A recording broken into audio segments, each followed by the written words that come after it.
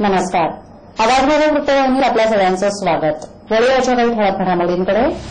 ठाणे जिल्ह्यातून 102 उमेदवारांचे अर्ज दाखल. ठाण्यातील शिवसेनेचे ज्येष्ठ नेते अनंत तरे यांचा शिवसेनेला जय महाराष्ट्र. समर्थकांसमवेत भाजपात केला प्रवेश. आणि परीक्षेत कमी गुण मिळाल्यानं निराश होऊन घरातून निघून गेलेल्या तरुणीला ठाणे नगर पोलिसांनी घेतलं 2.5 तासात ताब्यात. पितृपक्ष संपताच 25 वर्षांची महायुती आणि 15 वर्षांची आघाडी यांच्यात अखेर घटस्फोट झाला. त्यामुळे आता संपूर्ण महाराष्ट्राप्रमाणेच ठाण्यात सुद्धा पंचरंगी लढती पाहायला मिळणार आहेत. सर्वच राजकीय पक्षांच्या उमेदवारांनी आपल्या शेकडो समर्थकांसह जल्लोषात आपले अर्ज दाखल केलेत. पितृपक्ष संपला आणि ऐन घटस्थापनेच्या दिवशीच महायुती तुटल्याची घोषणा भाजपातर्फे करण्यात आली. लागलीच काँग्रेसनं सुद्धा राष्ट्रवादी काँग्रेसची असलेली आपली 15 वर्षांची आघाडी तोडून स्वतंत्र निवडणूक लढवण्याची घोषणा केली. संपूर्ण पितृपक्षात चर्चेची गुऱ्हाळ चालू होती आणि पितृपक्ष संपताच चारही पक्षांनी आपापल्या वेगवेगळ्या चुली मांडल्या. यात आता सगळीकडेच पंचरंगी लढती होतील आणि त्यात जनता ज्यांच्या बाजूनं कौल देईल त्यांचं सरकार या राज्यात निर्माण होईल. 15 ऑक्टोबर रोजी होणाऱ्या निवडणुकीसाठी अर्ज भरण्याची आजची शेवटची तारीख असताना आता सगळेच उमेदवार लगबग करताना दिसत आहेत. राष्ट्रवादीच्या निरंजन डावखरे यांनी शक्तीप्रदर्शन करत ठाणे शहर क्षेत्रातून आपला अर्ज दाखल केला. काँग्रेसच्या नारायण पवार यांनी आणि शिवसेना आमदार एकनाथ शिंदे यांनी कोपरी रस्पाखडीतून, बीजेपीच्या संदीप लेले यांनी सुद्धा याच मतदारसंघातून अर्ज दाखल केला. तर ओळा माजिवडा मतदारसंघातून प्रताप सरनाईक यांनी शिवसेनेतून, तर मनसेच्या सुधाकर चव्हाण यांनी याच मतदारसंघातून अर्ज दाखल केलाय. ठाणे महानगरपालिका हद्दीत घर घेताय का? मग ते अनधिकृत तर नाही ना, याची खातर जमा करा. अनधिकृत घर घेणं हा विकणाऱ्यासोबत विकत घेणारा देखील तितकाच दोषी असतो. तेव्हा घराची डोळस खरेदी करा. आपली कुठे फसवणूक तर होत नाही ना, यासाठी ठाणे महानगरपालिका मुख्यालयातील 4थ्या मजल्यावरील बांधकाम विभागात घराचा सर्वे नंबर, टिक्का नंबर याची खातर जमा करा. घराचं स्वप्न अवश्य करूया साकार, पण अनधिकृत घराचा नका करू कधीही विचार. अधिकृत घर म्हणजे उद्याची देखील निश्चिंती. अनधिकृत घराचे दार म्हणजे डोक्यावर कधीही तोडण्याची टांगती तलवार. जगणं तुमचं होऊ दे सुरेल गाणं, स्वच्छ सुंदर आणि अधिकृत घरांचं हजरं ठाणं. ठाणे महापालिकेतर्फे जनहितार्थ प्रसारित. ठाण्याचे शिवसेनेचे ज्येष्ठ उपनेते अनंत तरे यांनी शिवसेना सोडून नुकताच भाजपात प्रवेश केलाय. शिवसेनेसाठी हा मोठा धक्का असल्याचं ठाण्यात बोललं जातंय. उमेदवारी अर्ज दाखल करण्याच्या अखेरच्या दिवशी ठाण्यात शिवसेनेत सर्वात मोठा भूकंप झालाय. या शिवसेनेचे ठाणे जिल्हा संपर्क प्रमुख कोपरी रस्पाखडीचे सेनेचे उमेदवार एकनाथ शिंदे यांच्या विरोधात सेना उपनेते अनंत तरे यांनी बंडखोरी करून उमेदवारी अर्ज दाखल केलाय. तसंच ठाण्यातील सेना आता मातोश्री नाही तर स्थानिक नेतृत्व चालू दे असा आरोप करून निष्ठावंतांपेक्षा यांना पैसा आणि गद्दार माणसंच लागत आहेत असं म्हणत त्यांनी आपली नाराजी व्यक्त करत अखेर आपली उमेदवारी अर्ज दाखल केलाय. इतकी वर्ष शिवसेनेत असलेले अनंत तरे भाजपामध्ये का गेले असावेत यासाठी वेगवेगळे आराखडे बांधले जात आहेत.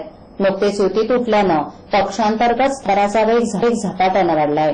शिवसेनेत कोणत्या प्रकारचं वादळ घोंगावत असावं की शिवसेनेचे कट्टर ज्येष्ठ नेते अनंत तरे शिवसेना सोडून जात गेले.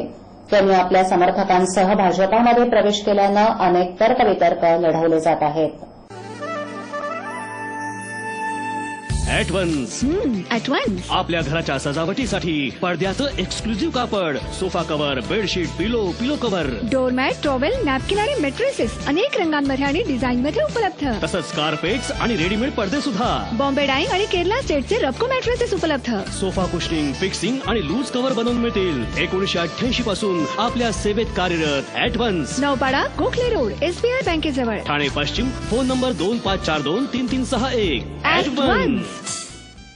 सन 2009च्या विधानसभा निवडणुकीत वैद्यकीय शिक्षण मंत्री जितेंद्र आव्हाड उमेदवारी अर्ज भरताना आदर्श इमारतीतील फ्लॅटची माहिती दडवल्याचा मुद्दा हायकोर्टात गाजत असला तरी यंदाच्या निवडणुकीत प्रतिज्ञापत्रात मात्र आदर्श इमारतीत फ्लॅट असल्याची कबुली त्यांनी दिली आहे. गुरुवारी आव्हाड यांनी जोरदार शक्तीप्रदर्शन करत उमेदवारी अर्ज दाखल केला. त्यावेळी सादर केलेल्या प्रतिज्ञापत्रात आदर्शमधील फ्लॅटचा उल्लेख आहे. ऑगस्ट 2004 मध्ये आदर्शमध्ये फ्लॅट घेतला असूनही सन 2009 मध्ये निवडणुकीच्या प्रतिज्ञापत्रात त्याबाबतचा उल्लेख केलेला नाही, असा आक्षेप घेत ठाण्यातील सामाजिक कार्यकर्ते प्रवीण वाटेगावकर यांनी ठाण्यातील दंडाधिकारी कोर्टात खासगी तक्रार केली होती. या प्रकरणी कोर्टानं 10 डिसेंबर 2013 रोजी तळवा पोलिसांना चौकशीचे आदेश दिले, परंतु पोलिसांनी या प्रकरणी चौकशीच केली नाही. दरम्यान आव्हाड यांनी ठाणे कोर्टाचा आदेश रद्द करण्याच्या मागणीसाठी हायकोर्टात याचिका दाखल केली. त्यावर 1 ऑक्टोबर रोजी सुनावणी अपेक्षित आहे. हा वाद सुरू असतानाच कफ परेड येथील आदर्श इमारतीतील 601 क्रमांकाचा फ्लॅट आपल्या नावावर असल्याचं प्रतिज्ञापत्रात त्यांनी म्हटलंय. या फ्लॅटची सरकारी किंमत 79,26,257 रुपये इतकी होती. मात्र हा फ्लॅट ताब्यात नाही असा उल्लेख या प्रतिज्ञापत्रात आहे. आव्हाड यांनी सन 2013-14 मध्ये इन्कम भरताना दाखवलेलं एकूण उत्पन्न 2,05,26,887 रुपये इतकं आहे. 50,000ची रोकड आणि बँक खात्यांमध्ये 5,25,00,000च्या ठेवी आहेत. त्यांच्या येऊर येथील घर आणि जमिनीसह एकूण सरकारी किंमत 2,55,04,468 रुपये आहे. 2 वर्ष किंवा त्यापेक्षा अधिक कारावासाच्या शिक्षापात्र अपराधासाठी कोर्टानं दोषारोप ठेवलेल्या त्यांच्यावरील खटल्यांची संख्या 12 आहे. या व्यतिरिक्त आणखी 3 खटले त्यांच्या विरोधात सध्या कोर्टात सुरू आहेत. बाबा उद्या फी भरावीच लागणार. पैसे पाठवू कसे? सोपं आहे. TJSB मध्ये खातं आहे. हो आहे. गुड. एटीएम कार्ड आहे. मग पैसे इथल्या शाखेत टाका आणि त्याला कुठल्याही ATM मधनं काढायला सांगा. बँक नेटवर्कच्या कुठल्याही एटीएम मध्ये तुम्ही TJSBचे एटीएम कार्ड वापरू शकता. बाबा पैसे मिळाले. आता बँकिंग इज नो टेन्शन यार. निवडणुकीचे पडघम वाजू लागताच 5 वर्ष मरगळून गेलेलं वातावरण चैतन्यानं भरून जातं. राजकीय नेते असोत की त्यांचे कार्यकर्ते असोत, सगळ्यांमध्ये एक उत्साह सळसळताना दिसून येतो.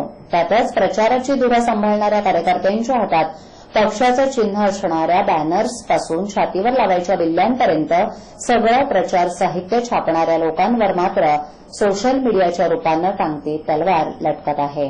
कोणती निवडणूक असो, प्रचाराची धुरा नेहमी कार्यकर्त्यांच्या हातात असते आणि यावर्षी प्रचारासाठी कोणती नवीन शक्कल लढवायची याचा विचार हे कार्यकर्ते अहोरात्र करताना दिसतात. कारण साहेबांचा प्रचार अनोख्या पद्धतीनं केला तरच आपली वेगळी ओळख जनतेपर्यंत पोहोचू शकेल असा त्यांचा विश्वास आहे. म्हणून गळ्यातील रुमाल, टोप्या, हातात धरायचे पंखे, बिल्ले, हातरुमाल ते अगदी निवडणूक चिन्ह छापून त्याचं वाटप जनतेमध्ये करण्यात येतं. परंतु हे प्रचार साहित्य छापणाऱ्यांना आता आपल्या भवितव्याची काळजी भेडसावते आणि ते आहे सोशल मीडिया. ही social media WhatsApp, Viber, Facebook, Twitter सारख्या वेबसाईटमुळे उमेदवार सहज मतदाराच्या घरात पोहोचतो आणि आपलं कार्य त्याच्यापर्यंत पोहोचवू शकतो. बॅनरबाजी करण्याची प्रचार साहित्य छापून घेण्याची गरज त्यांना भासत नाही. त्यामुळे असे साहित्य छापणारे प्रिंटर्स आता देशोधडीला लागलेत आणि उदरनिर्वाहाचं इतर साधन शोधतायत.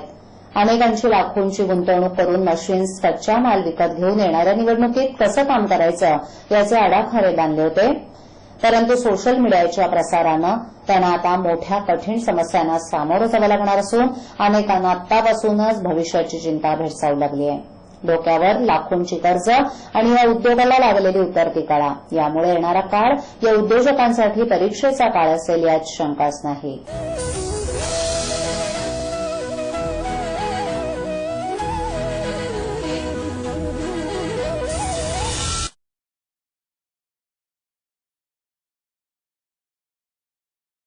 स्वर्गीय आनंद दिघे यांनी सुरू केलेल्या भवानी चौकातील जय अंबे मा नवरात्रोत्सवास दीर्घ परंपरा लाभली आहे. भक्तांच्या हाकेला धावणारी अशी या तेजस्वी देवीची ख्याती आहे. त्यामुळेच ती लाखो भाविकांचं श्रद्धास्थान बनली आहे. देवीची भव्य मिरवणूक, त्यातून व्यक्त होणारा भक्तिभाव, सळसळता उत्साह यांनी वातावरण भारावून जातं.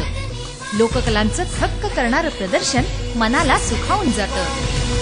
ढोल लेझिमच्या तालानं आणि देवीच्या जय जयकारानं आसमंत दुमदुमून जातं. अंगावर रोमांच उभे राहतात.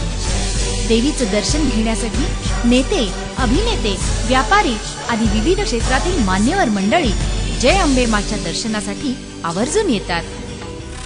आपणही सहकुटुंब मित्रमंडळींसह आवर्जून दर्शनाचा लाभ घ्यावा असं आमंत्रण मंडळाचे अध्यक्ष दिलीप देहेरकर यांनी विश्वस्त मंडळाच्या वतीनं तमाम भाविकांना केला आहे. ठाणेकर आम्ही, आहे आम्हाला गर्व. जय अंबेमा करते सर्वांच्या मनोकामना पूर्ण. या 9 दिवसात सकाळी देवीवर अभिषेक करू इच्छिणाऱ्या श्रद्धाळूंसाठी अभिषेकाची सोय मंडळानं उपलब्ध करून दिली. भाविकांनी याचा लाभ घ्यावा असं आवाहन मंडळाचे अध्यक्ष दिलीप देहरकर यांनी मंडळाच्या वतीनं केलं आहे.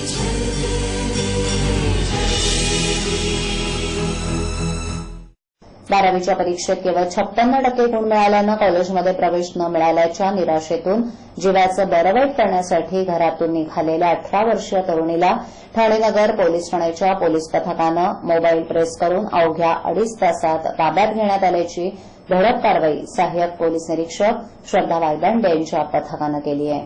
23 सप्टेंबर रोजी मंगळवारी सकाळी निमित्त सांगून 18 वर्षीय पूजा ही घरातून बाहेर पडली. नेहमीप्रमाणे येणारी पूजा दुपारपर्यंत घरी परत न आल्यानं तिच्या कुटुंबियांनी तिचा शोध घेतला. मात्र तिचा थांगपत्ता न लागल्यानं अखेर ठाणे नगर पोलीस ठाण्यात हरवल्याची तक्रार तिचा भाऊ विकी देण्यासाठी गेला. तक्रारीनंतर कर्तव्यावर असलेल्या सहपोलीस निरीक्षक श्रद्धा वायदांडे यांनी तपास सुरू केला. आजच्या ठळक घडामोडी शेवटी पुन्हा एकदा. ठाणे जिल्ह्यातून 102 उमेदवारांचे अर्ज दाखल. ठाण्यातील शिवसेनेचे ज्येष्ठ नेते अनंत तरे यांचा शिवसेनेला जय महाराष्ट्र. समर्थकांसमवेत भाजपात केला प्रवेश. आणि परीक्षेत कमी गुण मिळाल्यानं निराश होऊन घरातून निघून गेलेल्या तरुणीला ठाणे नगर पोलिसांनी घेतलं 2.5 तासात ताब्यात.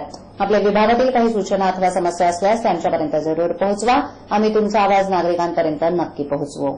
आम्हाला संपर्क करण्यासाठी आमचा पत्ता आवाज माझा 103 सायलेक आदर्शनगर समोर कोलबाट रोड ठाणे पश्चिम. आमचा दूरध्वनी क्रमांक 9775033326. आमचा ईमेल आयडी awazmaza.tvnews@gmail.com. आवाज माझावरील एखादी बातमी पाहिजे राहून गेली असल्यास युट्यूबवर ती तुम्ही पाहू शकता. तर मग उद्या पुन्हा भेटू याच वेळी याच ठिकाणी काही नवीन घडामोडींसह आवाज माझा वृत्तवाहिनीत. तोपर्यंत नमस्कार.